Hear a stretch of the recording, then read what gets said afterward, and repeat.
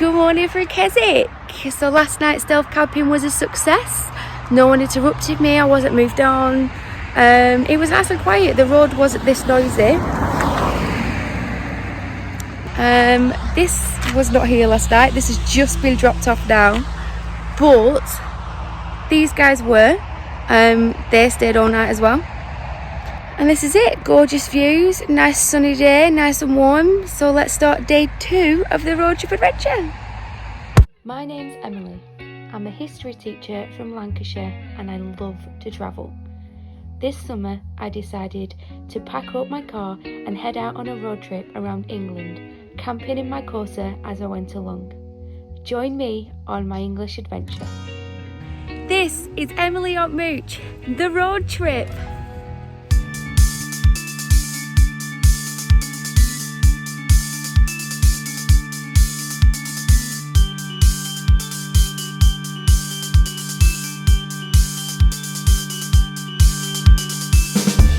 Let me show you the state of these blinds now that it's day 2 and there's some proper daylight. So this is the cover for the passenger window that won't stick. I've literally got it balanced up on the chair like that and you can totally see everything from underneath. The front window is the remainder of the curtain I was using to make the covers, literally up with carabiners. Passenger window is the best one because it's just 2 pillows. The back one's actually stayed up all night, which I'm quite impressed with. But this back window didn't work in the slightest, so I've had to sleep with the parcel shelf. And when I say sleep, I use that word very lightly. I've rearranged the car so everything's a bit more organised now, and I'm going to head off to the nearest supermarket, which is a 15-minute drive away, to get some of the bits that I forgot to pack and to see if I can get some sort of tape to stick the window coverings on tonight, because I'm not having another night like that. This isn't going to work if that's how we're doing it. So we're going to go to Sainsbury's. 15 minutes later. Cockermouth Sainsbury's, let's go. So I've been to Sainsbury's, got something for breakfast, got something for lunch, but what was the one thing that I couldn't get? Tape. I've got some sellotape as a last resort, but I know that's not going to work, so I need to, at some point of today, find somewhere that sells some stronger tape. Otherwise, it's going to be another night of sleeping under my parcel shelf. And I say sleeping, wasn't really sleeping, was it? So I figured, seeing as I was in Cockermouth, I might as well have a look around. So I found a car park by the town hall that I could park it for 3 hours, which I'm not going to stay that long, but I might as well take advantage of it. So let's go for a walk and have a wander and see what Cockermouth is like.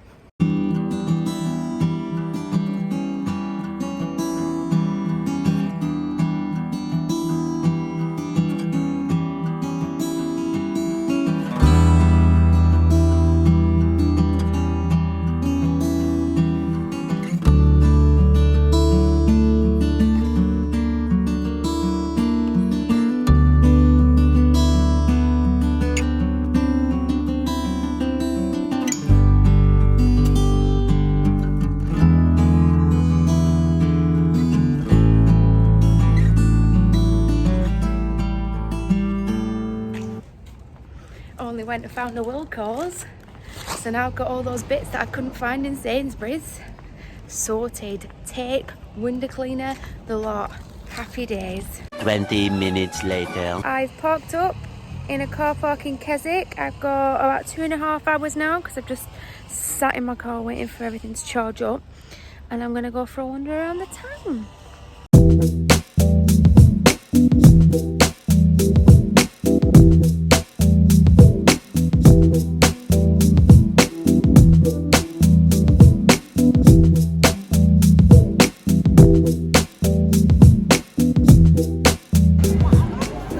I remember coming here when I was a kid. We went on a residential nearby, and in year 6 we were allowed to come shopping on our own. We had to meet back here at the end.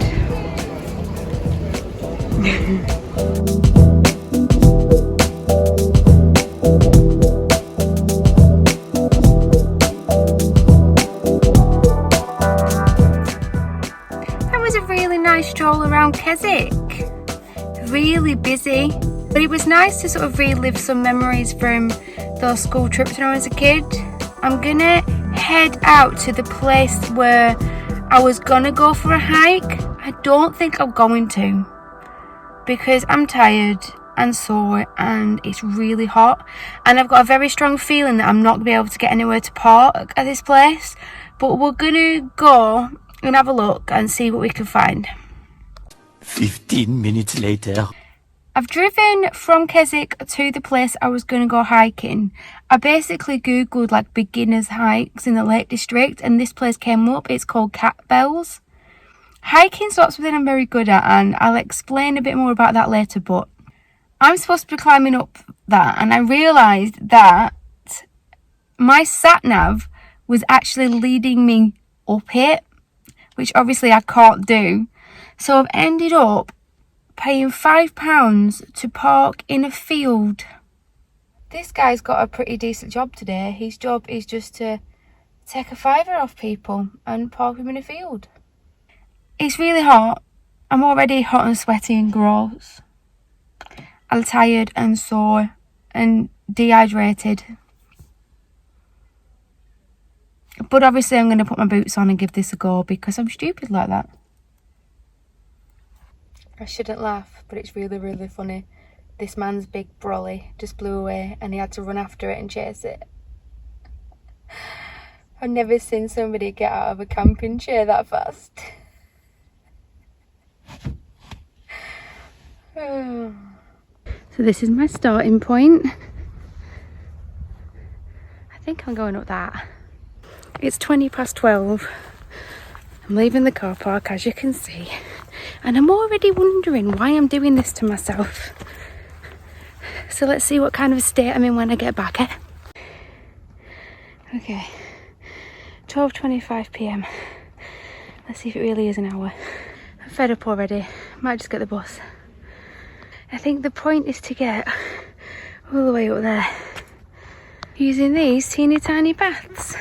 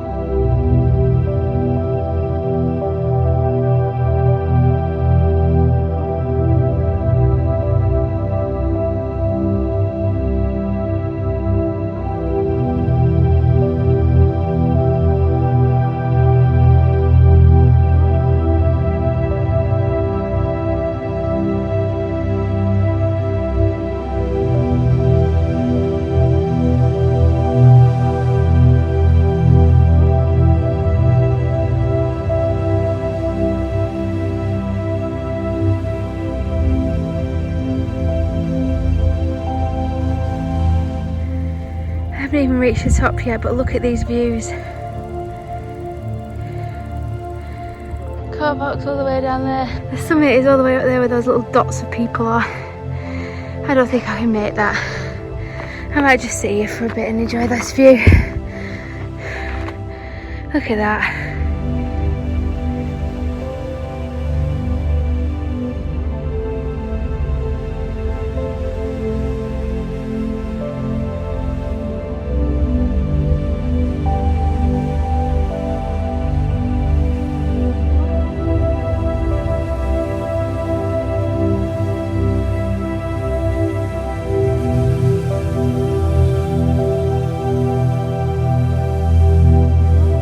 I've ended up walking a bit higher up.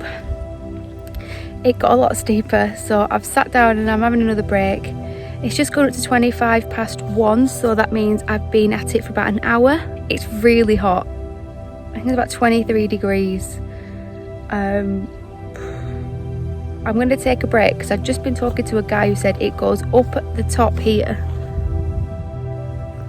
and then it goes back down again and then back up to the summit. So I don't know whether I'm going to make it to the very top, but the view that I've got here is pretty incredible, so I'm going to sit and enjoy that.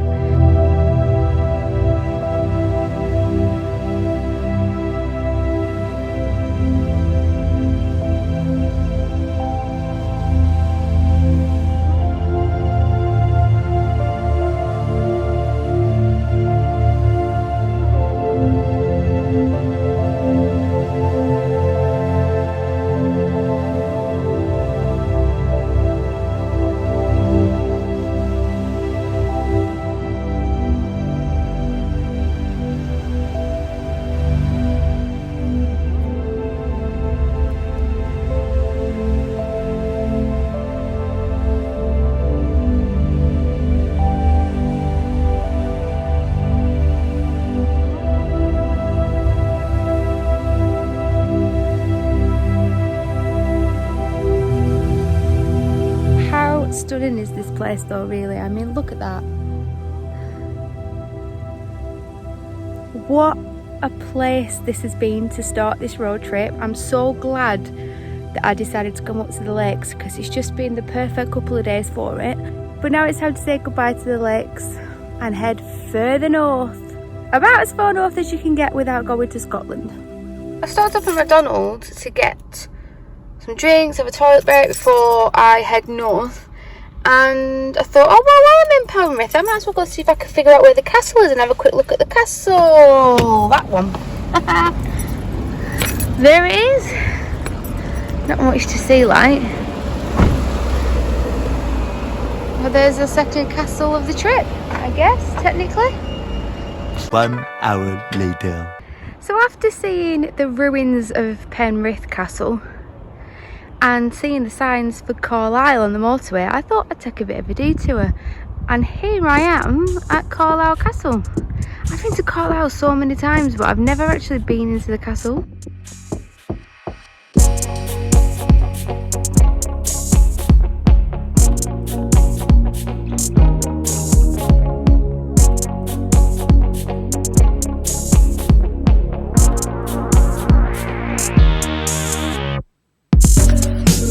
Thought, hey, detour, let's go see a castle. So we're here an hour before closing. The nicest bloke ever helping me out from the English Heritage staff, and I've got an hour to look around the Military Museum and the castle.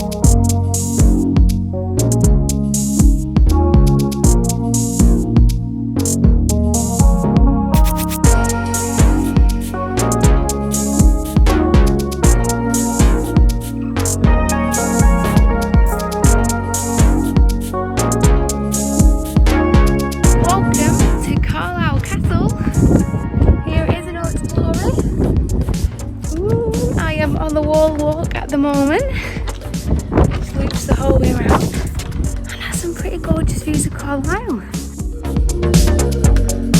Okay, so the wall walk doesn't go all the way around, that was a bit of a fib. It stops after the cannon, so I've got to go back the way I came, but I'm not sad. Should we go inside?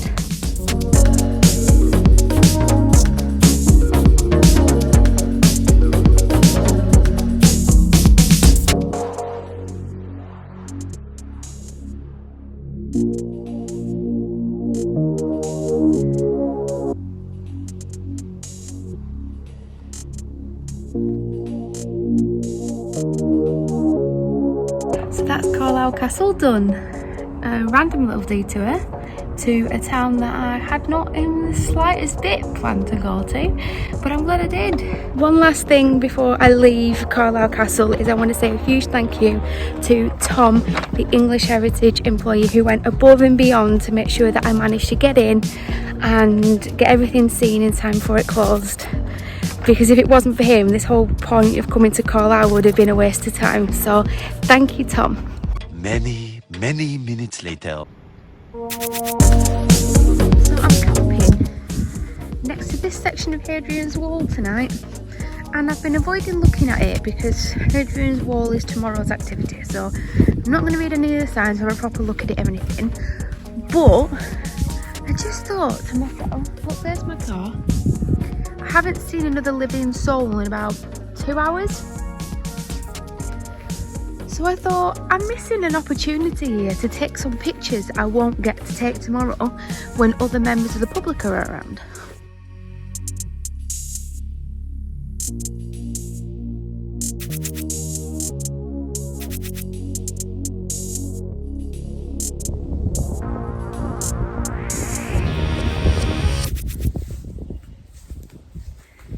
Welcome to Hadrian's Wall.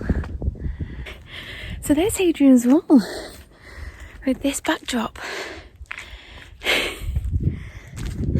Camping should be fun tonight. 6:30 p.m. and I'm sitting down to eat a tin of on-brand chicken korma and rice with this view. And this is hopefully where I'll be stealth camping tonight. Many hours later. Hi, sorry for the creepy ghost story lighting, but I got into bed and realised that I didn't end the vlog.